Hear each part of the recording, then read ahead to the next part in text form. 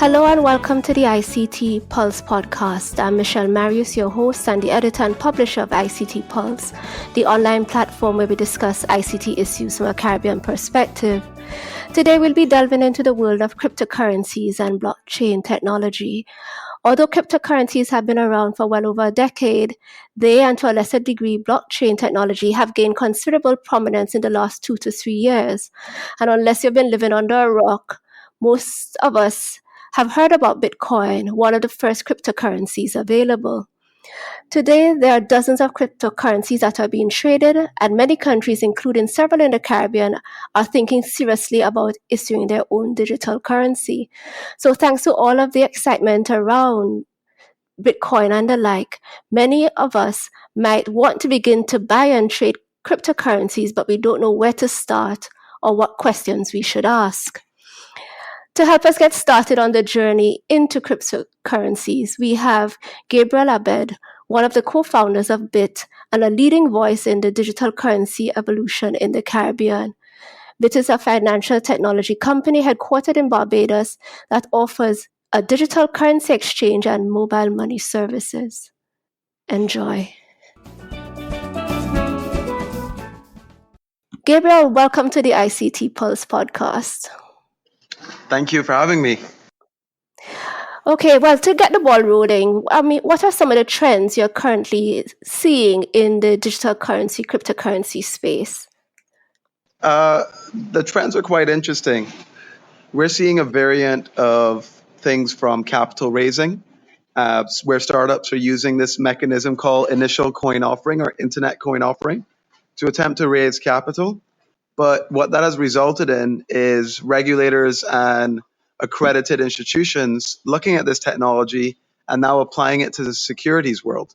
So what you're actually seeing is a rise of digital securities predicated on blockchain technology. And that's one of the latest trends we're seeing. Also, what's happening around the world is the digitization of hard assets, things along the lines of real estate. And we're actually starting to see an advent of where real estate funds, are moving in the direction of digitizing their underlying base. We're also seeing this happen a lot with the commodities like gold, where gold mines are now opting for, rather than exploiting and mining the actual ore, they're preferring to leave it in the ground and sell futures as digital securities. So a lot of interesting things are happening around the Internet of Things, in the physical world now meeting the digital world, and blockchain's acting as a pretty big catalyst for that. And do you think, based on some of the highs and lows in the trading of some of the cryptocurrencies, Bitcoin readily comes to mind, are cryptocurrencies experiencing some kind of bubble these days? It depends on the characteristic you're referring to that's bubbling. If you're looking at the commodity and the price, it sort of has a bubble, but in a negative incline, where the price is actually crashing.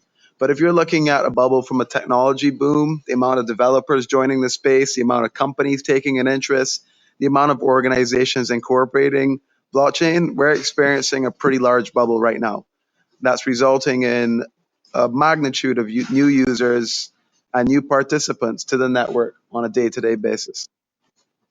And just looking at the Caribbean countries, since I mentioned them in the introduction, many of them seem to be interested in cryptocurrencies and blockchain, and even have plans to issue their own digital currencies. What do you think is spurring that sort of interest by Caribbean countries, which you might think are, very staid, and trends will pass them by before they decide to participate, but they seem to be very attuned to this area? The Caribbean has had a head start. You had guys like me in the region since 2010 lobbying for the technology to be adopted at the governance level. Lobbying from the perspective of meeting with the regulators, the heads of government, and the heads of central bank to educate them on the advent and the importance of this technology. And they had a very early head start. So the educational phase for the Caribbean region came in late 2012, early 2013. And the beautiful part about the region is the fact that we have these small island developing states that can maneuver quickly when everyone is agreeing on a particular direction. So the direction that we took was education, full 360 education, from the public servants to the private servants to corporatocracies. Everyone had to be educated on the subject because at the end of the day, blockchain technology affected everyone. And I think we did a very good job of that. Myself, the other team members at Bitt, some of the members of the Caribbean Blockchain Alliance, we spent years lobbying and educating our governments about the importance of this technology because we actually need it. We're one of the regions in the world that actually can leapfrog so many of the existing infrastructure systems in place and move towards a more efficient, cost-effective, homegrown solution that will benefit our region. And so you combine education with the small size and the ability to maneuver quickly, along with the direct need and the critical need for these types of solutions. And well, you have the result that you see today. The Caribbean region is leading the world in blockchain technology.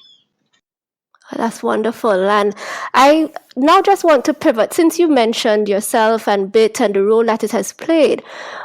As much as I mentioned in my introduction that Bitt is a financial technology company, give us some more information about what Bitt is about and what drove you and your other co-founders and I guess the initial core team to set up the company.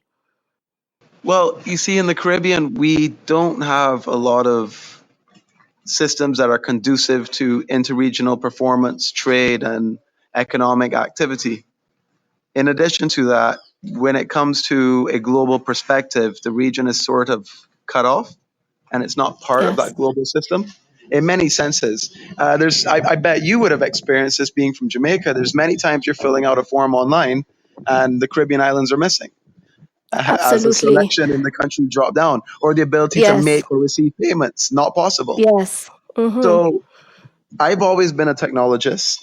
My university degree was in network security, and I used that experience, which would have opened my eyes to the world of cryptography.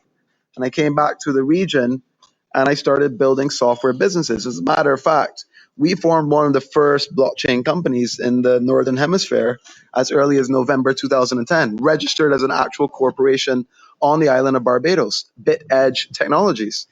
And that company's intentions were to build security mechanisms for blockchain for the banking environment. But of course, that was a dying dream, a company too early for its time. But Mm. the resulting formula ended up becoming a group of people operating in the Caribbean region, seeing all of these problems that we were facing as technologists, as consumers, as citizens of the region. And we realized, man, we're sitting on top of something that could really evolve the way we do business, the way we trade, the way we settle and clear payments. And the real revolution started where one of my companies that sold domains on the internet got restricted by the credit card companies from taking payments because it was selling a non-tangible asset. A .com or .bb, a domain to the banks, was a non-tangible asset. And it didn't matter that the .bbs belonged to the Barbados government and that we were selling them with a markup, with the majority of the money going to our government. It didn't matter. All that mattered was that I was selling a non-tangible product, and that was against their rules. And it didn't matter that I was paying them 4% in transactional fees. And I started turning to cryptocurrencies. But in turning to that and taking cryptocurrencies a little bit more serious, the underlying technology of the blockchain and the capabilities started becoming a little bit more evident, where Bitcoin is extremely amazing and is, to me, one of the greatest inventions humanity's had in the last 100 years outside of Mm. the internet itself. And the reason for that is because it disrupted the concept of a trust or a third party entity. Yes. And that concept of decentralization and no man in control and no one entity in power on a global basis that lived on this place called the internet, to me, was quite beautiful. But then the secondary to that was, what else could we build outside of a global monetary solution. And it was the realization that assets can be stored on this immutable ledger system, because that's what Bitcoin's underlying technology represented, a database that entries could not be erased from. So with that, we went to central banks and proposed the concept of a digital national dollar utilizing blockchain technology, the ability to digitize a country's own dollar and emulate all the pros of cryptocurrencies. And in doing so, a central bank would be able to mint and control the issuance of their own central bank digital currency. And we proposed that solution in late 2013, early 2014, and we went running from there. We built policies and procedures that mandated a responsible fiscal environment and software to match that. So, yes, Gabriel, those are some interesting points that you raised. And there are two questions that I want to ask about what you said. So, you spoke about just the ability to clear and settle payments and the experience you had with the business that you had that was selling domain names. How do you think that blockchain or the blockchain technology may help us in the region to facilitate those kinds of payments? Well, several ways. First of all, they can provide a new corridor of settlement. And what I mean by that is currently we have this correspondent respondent banking relationship set up throughout the Caribbean region and throughout most of the developing and developing parts of the world. But this correspondent respondent relationship is one whereby it's it has a lot of barriers to entry, and the possibility of being de-risked is extremely high, especially if you come from a high-risk jurisdiction like the Caribbean. And the results are entire economies cut off from being able to settle or receive payments from the US banking system. So the first thing that I see cryptocurrencies solving is the correspondent respondent issue by replacing it with an alternative mechanism to transfer wealth to and from the Caribbean. That's A. B. The ability to create alternative settlement solutions that are dependent on sovereign based approaches. For example, we discussed Bitt.com and our ability to provide central banks with a direct settlement solution and a direct ability to issue their own national dollar to allow their entire economy to have digital transactions.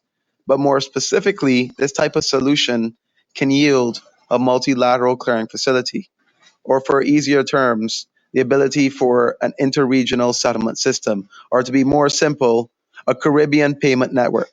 Okay. That's the second thing. The third thing that we can experience is the correspondent banking relationships becoming more democratic and the ability to have better controls around the money laundering and counterterrorism financing solutions. So the ability to have a higher monitoring and suspicious activity reporting system, which will end up resulting in a less likely event of being de-risked. So the last point is an increase in fiscal policy and management, and that increase of efficiency and and what's the word I'm looking for here? More accuracy towards suspicious activity would result in a healthier ecosystem, which will result in a higher banking enterprise being available to our region. Okay, and So just to be clear, when you say go the ahead. risk, what do you mean? Well, de-risking is the fiasco or the phenomenon that's been experienced here in the region and other developing nations where local or regional banks lose the ability to move or send or receive United States dollars or another form of foreign currency because the other institution that is required to allow that transaction to occur no longer allows them to complete that transaction. And they no longer allow them to complete that transaction because they may deem that bank or that association too high risk and too low reward. Mm. And these risks can result in those banks receiving major fines. So to them, to avoid these fines is better off to cut off the respondent relationship and, in essence, cutting off the ability to send or receive a specific type of currency. And in the Caribbean region, the currency that affects us the most is the United States dollars, which makes Mm-hmm. up way more than 50% of our foreign trade. And I think it's closer to 80%, but I don't want to be quoted on that statistic. The point is, in the case of Belize a couple years ago, when they got de-risked and their banking system was cut off, you had hundreds of businesses and individuals that couldn't send or receive payments. You know what that does to foreign trade? Do you know what it does when your grocery shelves cannot be stocked because you literally cannot send money out of the country? You Mm. go to the bank, you say, hey, can I wire this money out? And they say, oh, well, actually, you can't, because you see, the people that we were using to access the US dollars, which we would then settle to the people you're trying to pay, well, they're telling us that, we can't, we're no longer part of their old boys club because we fit into the criteria of no good. And that no good criteria and that blacklist has resulted in us being cut off from a global financial ecosystem. Understood. No, and certainly if blockchain technology could help us to, as you said, I guess democratize the whole thing, because I think from what I also understand, it's just that countries wield that sort of power against other countries, let's say like those in the Caribbean. It is countries, but it's not necessarily the countries themselves. Right. It is the financial institutions that are following the mandate set forward by those countries. Exactly. So with the American banking system, they're saying, whoa, we got the Fed and all these other agencies telling us, hey, money laundering, terrorism financing, child pornography, we're going to create this issue around money that becomes a war that we need to battle with anti-money laundering tactics, and we need your compliance to be in place, and we need to make sure that you put checksums that cut out bad actors and bad activity. Mm. And guess what? We in the Caribbean region fit in that broad stroke, and this happens to so many other developing nations. And the situation of combating illicit activity becomes a profit venture where the excuse can be used that you no longer fit within this risk criteria, but realistically it's no longer a profit yield enterprise, and therefore we have a reason to exit it based on an excuse that's unrelated. Understood. So let me just ask another. So, Go ahead. no, you go ahead.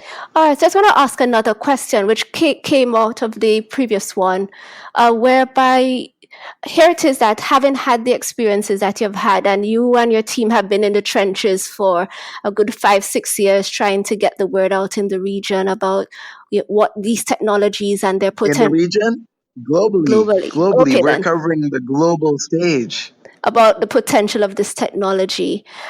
But I would also think that, being an entrepreneur and having this vision of what you're trying to create, but was there a time when your confidence in the idea or the business direction was ever shaken, whether by your own self-doubt or that communicated by others? And, how did you keep the faith? It happens every single day. Mm. There's always going to be people from different schools of thoughts that would choose to challenge the way you think or the ideas that you have or the mission or agenda that you set forth. There will always be those types of people, and they will always be very good at making you double guess yourself. Mm. But at the end of the day, you need to believe in yourself. And that belief can't be blind. It has to be matched with education, with knowledge, with the quench and the thirst for wanting to know, am I wrong? And having to answer that. They're saying I'm wrong. Am I actually wrong? And that puts you back in your books, puts you back into the studies, Yes. puts you back into the debate. And you back up into a corner until you finally realize, I have tested every angle and I have lived this, I have slept it, I have dreamt it. I'm not wrong. You move forward with that confidence. And every single day it's shaped from a different angle, and some of the old issues repeat themselves and you have to redo the calculations in your head. But at the end of the day, You are the one that has to set forth with your mission, backed on the knowledge that made you run in that direction. Absolutely. And it's okay to fail a business or an idea. And it's okay to have put so many hours into it to finally come to the conclusion that maybe this isn't the one. And that's fine. And I'm not saying to quit or to, you know, jump off the edge, because a lot of what made Bitt successful was based on grit and resilience and sweat, blood, and tears, and the refusal to take no for an answer. And when you told us no, it meant Not right that's a now. door Mm-hmm. being open for negotiations. I never accepted no. If I Understood. knew what I knew and I took the knowledge in and I was confident you didn't have the knowledge, I would get you to the point where you did. And I'd keep selling you until you were at the point where you were even smarter than I was and you were able to dictate where this thing was going. And then you became a leader. And we have converted so many to becoming our champions because of being patient, because of backing this with education, because knowledge is power. Knowledge is free and it's power.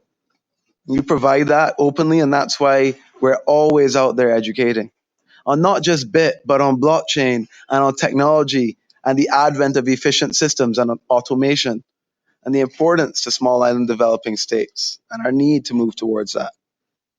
But long story short, yes, there's many times where I thought I was going to quit, where I wanted to throw in the towels. Many, many, many days, even as early as this week. Understood. And just jumping off that, because here it is that you say, and I mean, I fully agree that it's okay to fail, or maybe sometimes what happens is that what you initially envisaged, what was the initial business concept, although it might have been brilliant, may not be, yielding the results one envisaged, and one therefore may have to pivot the business slightly or significantly, to find. Oh, Bitt has pivot. That happens. Bitt has pivoted 100 times. I Mm, mean, we had an idea of where we wanted to go. We started off as a digital asset exchange and a cryptocurrency management solution and a wallet management system and a digital wallet for cryptos and finally a central bank digital dollar solution. And for the last 4 to 5 years of the company's existence, that's been our core mission. We started off as miners, as a matter of fact, large okay. scale miners, where Mm, we actually help secure and validate transactions on the network. Proof of work, that okay. is. Now, along those lines, we learned and we saw better paths or different paths, paths that were more appealing to maybe who we were or what we wanted to accomplish or our mission at hand to wanting to empower the Caribbean region and to build a global product that had global implications, but started here, evolved here, solved our problems here, and then went global with it thereafter. And we've been fortunate in that thus far has been the direction that the company is going and has gone with great success. And congratulations to you and the company. But let me ask, where do you see Bitt in probably the next 2 to 3 years?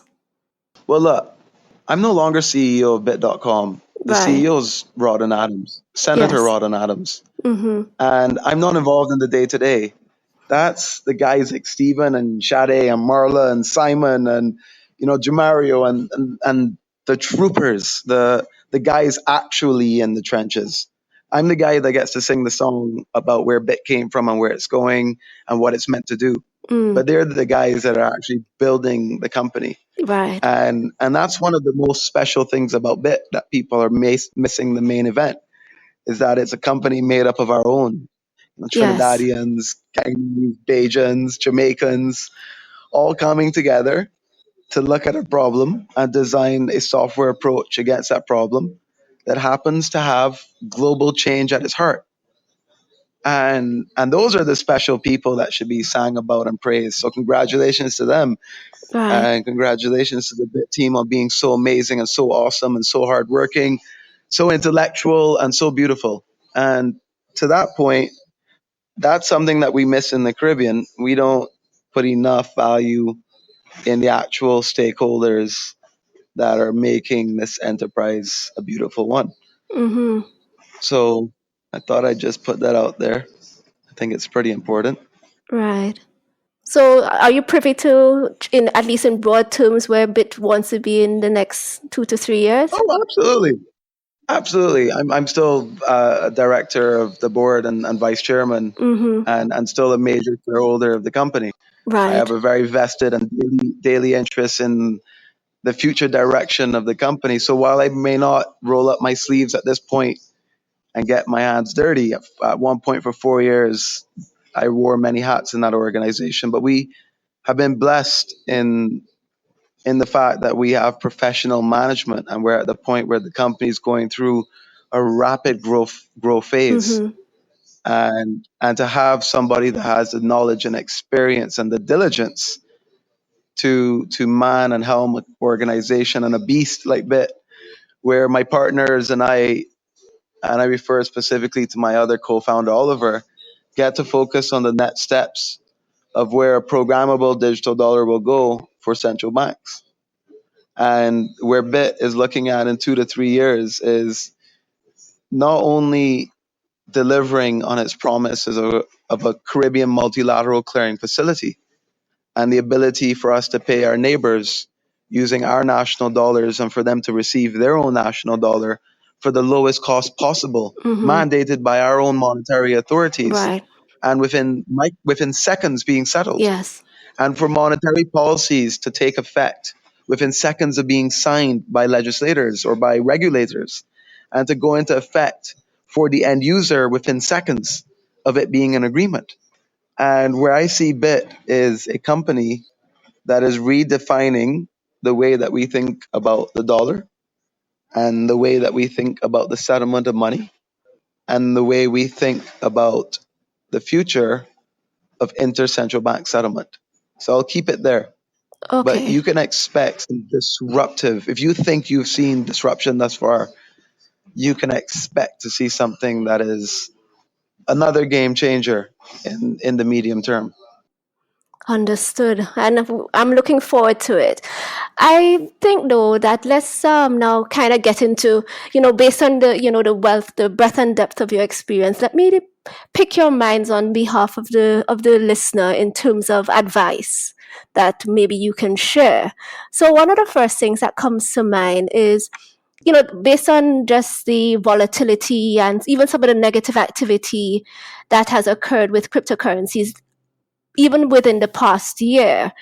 So, you had loss of assets, business failures, people losing access to their digital currencies, some of the crashes that have happened with respect to the value of some of the currencies, etc. How can, people trust their money, their wealth as a, consumer to Okay. a platform? So it's even like, let's say, to Bitt. Okay. Well, let's start with one of the very first things that is paramount, and it's knowledge is power. Mm-hmm. I said this earlier, and that boils down to a user having to educate himself. This is a new type of market where regulators will not be able to protect you. You will not have to look forward to calling somebody like a credit card company and complaining. Mm-hmm. In the decentralized world, you are in absolute power. And because you are in absolute power, you are in an absolute position of responsibility. And that comes with having to be educated. So, one of the first things that I would advise listeners to do is learn the difference of what Bitcoin is, what Bitt.com is, what a company versus a cryptocurrency versus a digital currency versus virtual money versus inflation versus deflation. Take each of these terms and go and Google them and learn as much as you can about them. For example, Bitcoin is a technology that happens to also drive a price because it's a resource on a network and it happens to be limited in its supply. But that sounds like jargon if you're now listening to it. So go and Mm-hmm. research what Bitcoin is and read 20 different definitions and watch 30 YouTube videos on it. It will eventually click. That's a guarantee. Education is beautiful like that. And no one out there is really not without the ability to learn. The next thing is, what is a company like Bitt.com? And why are we using the technology? Are we using it to allow people to access Bitcoin? Or are we building on top of the technology? But what does it mean to build on top of the technology? What is this blockchain thing? And what are the possibilities of it? So go and look at the applications that can be built on it. What does it mean to be decentralized? What does it mean to remove a trust center and to have the ability to have a peer-to-peer system within a utility network? What is a utility network? So all of these things boil down to education. Mm-hmm. And I can't do that for our listeners. Right. You can't do that. And it would be greedy and selfish of anyone to expect any of us to do that for them. Yes. Now, once you have the basic understanding of what all these terms are, what is the difference between Bitt, the company, BITT, trying to use a technology like the blockchain to build a digital currency for a central banks that is different from cryptocurrencies and Bitcoin. Each of those words are keywords that need to be researched because they're different than each other. In that entire phrase that I just said, digital currencies are not the same as central bank digital currencies that are not the same as cryptocurrencies, but they can all be the same at the same time. Now, the next step beyond that is try to get your hands on some Bitcoin or digital assets. Try downloading a wallet on your smartphone. What does it mean to have a smartphone wallet? What does it mean to use an exchange or a service like Bitt.com or Binance or Kraken or Coinbase? What does it mean to use these third-party systems versus your own wallet that you can download? What does a wallet even mean in this space? So figuring out how to get your hands on some Bitcoin, sending and receiving them, would be a very good learning curve for most users that I highly recommend. And doing your research on what the best wallets are. A wallet is nothing more than a digital piece of software that lets you securely hold your digital assets, like your Bitcoin or your Barbados digital dollar or your airline points on American Airlines. So you have to look at these things as tools to learning more about this technology. Once you've learned to send and receive a digital asset, learn to trade it. Learn to trade Bitcoin to your national dollar. And then you can start getting to other stuff, like what can we build on it? And then consider building a company that changes the way the things within your society work now that you feel are inefficient and broken, and that lack in transparency, and that lack in automation and accountability. Excellent advice. I certainly take your point in terms of education is key. And just piggybacking on something that you said in terms of building a business based on some of these technologies, what advice would you give? I guess it would have to be general sort of advice to budding entrepreneur with respect to the whole digital payments, e-commerce, cryptocurrency, investment, blockchain space. What advice would I give an entrepreneur? Couple of things. Number one, don't go and chase blockchain technology because it's trending and you think you can make a quick buck. And that's going to be your first failure. Your business is likely not going to get off the ground if it's innovative and disruptive and changes the way things work for at least 5 years. So prepare for the long haul. Next, don't go into this if your belly isn't able to hold faith and hold hope and you're not willing to put down a lot of work. And that's a fact. If you're not willing to put down the blood, the sweat, and the tears, and here's the most important part, you have to be passionate about what you're doing. Because if you're not passionate, there's going to be a million reasons on why you should quit. The money ain't going to be there. The fame ain't going to be there. The love absolutely is not going to be there. The haters are going to be lining up. Everyone's going to be poking at you, from the social media fans or non-fans. And we're talking early days to even family. Everyone's going to take their opportunity to give you a stab because they're not going to understand it. You have to make sure that you're passionate, that you love what you're about to do, and that you're willing to see it through, and that you understand that if you chase success, you're going to fail. You have to chase the dream. That's something that one of my seed investors, Peter George, once told me was the reason he backed me, was because we were chasing a dream. We weren't chasing success. Excellent. And granted that you all have done, your team, Bitt has done a lot of work in terms of educating, as we said, not only the Caribbean, but the world, especially developing countries about the potential of the digital payments, cryptocurrency environment. But how do you think, in terms of now looking probably in a broader way at governments and countries developing an environment that is investor sensitive and maybe to some degree, and whether or not this is possible, protective of the consumer, what would you think that what do you think would be required to develop such a vibrant and effective environment? Well, interesting you should pose that question, because we're seeing the existence and the creation of such environments, as is the case in Barbados, where our government and regulators have just introduced a regulatory sandbox to build a responsible test environment where both the regulators and the entrepreneurs get to learn from each other.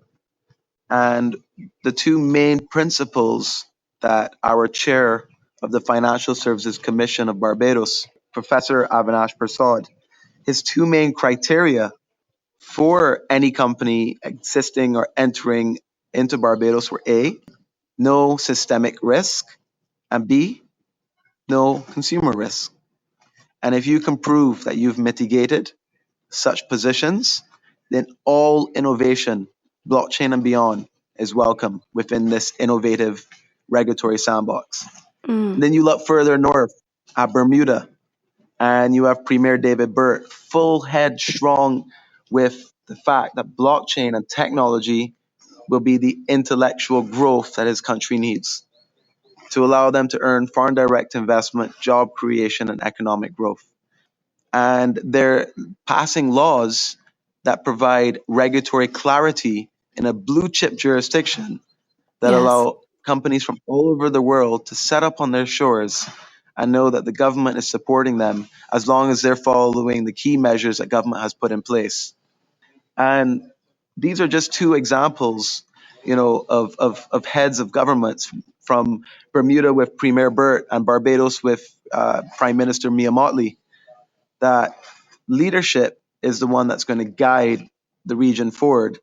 And it takes leadership to adopt these technologies, because these technologies require both the understanding from government and the involvement of the public sector and private sector. And that requires a leadership model of bringing everyone to the table, which we're seeing in both Bermuda and Barbados. The Yes. heads of government are bringing the people, the stakeholders, the regulators, the lawyers, the nerds, the regulators, everyone to the table and saying, what do you want? What's needed? How do we stay responsible? And how do we ensure that this is a system that doesn't put our consumers at risk and allows us to gain in terms of economic growth, foreign direct investment, and job creation? Very well said. I could not agree with you more. Okay, well, Gabriel, that was just amazing. That was my last question, and I'm so excited about sharing your thoughts and views with our audience. You have shared some incredible gems and wisdom, and I'm sure that people will realize that they have a lot of homework themselves to do.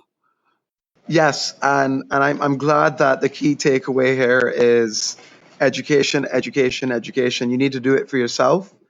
And once you get to the point of where the light bulbs start going off, you're going to start seeing the application of your knowledge in everyday society. And that's where you're going to find the new businesses. And, I'm proud to have been part of a journey of a company like Bitt.com. And I think that option to ride that type of wave is there for every single Caribbean national right now. So I was happy to share, and thank you for having me. That's it for today's episode. Thank you so much for listening to the ICT Pulse podcast. You can find links to some of the things we talked about on our website, ict-pulse.com. If you like this episode, please show your support by leaving us a review on iTunes, as it will help others find the show. You can email us at info@ict-pulse.com or drop us a note on our Facebook page, facebook.com/ICT Pulse, or via Twitter @ICT Pulse. We hope you'll join us again for our next episode. Take care.